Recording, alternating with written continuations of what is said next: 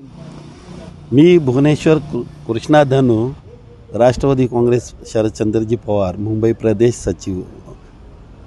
आज आमचे महाविकास आघाडीचे उमेदवार हिरा देवाशीष साहेब यांची रितसर आम्ही परवानगी घेऊन मच्छिमार नगर येथे प्रचार करीत असताना आज तिथे गेल्यानंतर आम्ही पुढे आलो आणि जवळ 12:30च्या दरम्यान आमच्या मागे BJPचे काही महिला या प्रचार करत होते असं समजलं, म्हणून आमच्या महिला त्यांच्याकडे जाऊन विचारलं। नंतर त्यांनी मला तक्रार, मी त्यांना विचारलं तुमच्याकडे हे आहे का, परवानगी आहे का, आणि उगाच तुम्ही येऊ नका, तुम्ही सरळ जा, इलेक्शन येईल जाईल आणि तुम्ही उगाच तुमच्या कायद्यामध्ये अडकणार, आणि ते आणि आमच्या महिलावर। पण पुढे गेल्यानंतर त्यांनी बघितलं ते 2 गल्लीमध्ये जे हे होतं बॅनर आम्ही चिटकवलेले पोस्टर्स, ते पोस्टरने फाडून टाकले होते। त्यांना विचारले पोस्टर फाडायला तुम्हाला अधिकार कोण दिला?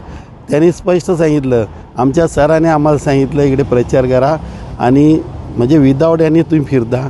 आणि मी त्यांना समजावलं, आमच्या महिलांनी पण त्यांना समजावून सांगितलं, आणि ते निघून गेल्यानंतर मी पुढे गेलो तर भरत रमेश धनू यांनी येऊन मला जाब विचारलं। मी त्यांना बोललं आमच्या महिला होऊ शकत नाही। अरे म्हटलं बघ जा, पोलीस पण संघाती होते, कॉन्स्टेबल होते, आणि त्यांनी मग मला सांगितलं की बोललं नाही आमच्या महिला काही करू शकत नाही। मला बघ हे जा, मला एकदम उद्धट बोलायला लागलं। मला एवढा उद्धट बोलण्याचा संबंध काय रे, एवढा रागवतो का? आणि त्यांनी डायरेक्ट मला शिवीगाळ केली आणि बोलतो देवाशीषला कोण आहे तो, त्याला प्रचार करतो। मला ते इकडे प्रचार करणार ना, त्याला अधिकार, तुला जर थांबवायचं त्याला जाऊन थांब, मला का सांगतो? मग त्याच्यामुळे तो आणखी भडकला आणि मग मला अंगावर आला आणि मला बोलतो तुला बघून घेईल।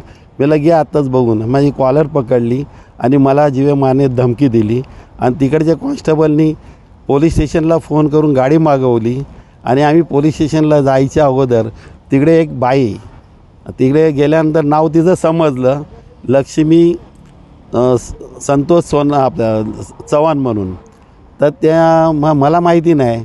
आणि तिकडे ड्युटी ऑफिसर त्यांनी मला विचारलं काय झालं, मी त्यांना सांगितलं झालं मला बाबा हे मजवी मारण्याची धमकी दिली, मला जीवाला धोका आहे। याच्या अगोदरसुद्धा लोकसभेचे अरविंद सावंत उभे होते, त्यावेळीसुद्धा हे मला मारण्याच्या उद्देशाने आले होते, मला घेराव टाकला होता, पण त्यांनी काही केलं नाही। पण आत्ता पण त्यांनी असं या इलेक्शनमध्ये येऊन हे जर अशी दादागिरी करत असेल, गुंडगिरी करत असेल, हे अशोभनीय आहे। तेव्हा त्या महिलाला विचारलं गेलं, त्या मॅडम तुम्ही या ज्या धनूसाहेबांवर तुम्ही कंप्लेंट करतायत ते खरं आहे का? ते बोलतं नाही मला यांनी शिव्या दिल्या वगैरे। म्हटलं मी यांना ओळखत पण नाही, यांचा माझा संबंध नाही, हे खोटे आलं। मग त्या मॅडम बोलले नाही तुम्ही मला अगोदर बोलले, माझ्यावर हात टाकला, माझा पदर खेचला आणि मला 5-6 कानपाटात मारले, मग आता कुठे गेलं? नाही बोलतं। मग नंतर ती शरमने मग ती नरमली आणि ती बोलायली नाही मला भडकावण्यात आलं, मी एक खोटी तक्रार देते, म्हणून त्या ड्युटी ऑफिसरने त्यांची तक्रार रितसर लिहून घेतली आणि त्यांनी सही घेतली। तेव्हा तिने लिहिलं की भाजपचे जे आहेत अभिषेक शिंदे या व्यक्तीने मला भडकवून इकडे पाठवलेलं, पण हा एक व्यक्ती चांगला व्यक्ती लोकांना मदत करणार आहे, पण मला माहिती नव्हतं, माझी तक्रार मी मागे घेतो। मग सिनियर साहेबांनी भरत धनूच्या संदर्भात तक्रार नोंदवून घेऊन मग त्यांचं बॉन्ड लिहून घेतलं असं मला समजलं। आणि हे जे असं चाललं आहे हे चुकीचं चाललं आहे, आणि हे राहुल नार्वेकर हे एवढ्या खालच्या दर्जाला जातील हे मला माहिती नाही, त्यांना शोभत नाही ते विधानसभेचे अध्यक्ष म्हणून। आज त्यांना कोण ओळखत नव्हतं, तर मी त्यांना सपोर्ट केला, मी त्यांना मोठं केलं, कारण ते राष्ट्रवादीमध्ये होते आणि त्यांना मी पूर्ण समोर आणि गुलाब्यांमध्ये मी त्यांना ओळख दिली। आज त्यांना कोण ओळखत नाही, त्या बापाला त्यांचे वडील सुरेश नार्वेकर यांनाही माझ्या वडिलांपासून आम्ही मच्छिमार समाजाने त्यांना चांगलं मोठं केलं, चांगलं सपोर्ट केलं, आणि त्याच्या मुलालाही आम्ही सपोर्ट करतो। पण ते पक्ष बदलतात आणि मी त्यांच्या पक्षात जात नाही, म्हणून त्यांनी माझ्यावर राग खेचला। आणि आमच्या याच्यामध्ये माझं कार्य आणि लोक मला मानणारे आहेत हे बघून त्यांनी हे षडयंत्र माझ्यावर रचलं की बाबा याच्यावर FIR दाखल करून कुठल्याही पद्धतीचं याच्यावर दबाव आणून आपण आणि आजपर्यंत दबाव तंत्र करून लोकांना त्याच्यावर फिरणारे बरेच तडीपार लोक आहेत, पण आज ते बिंदास फिरत आहेत.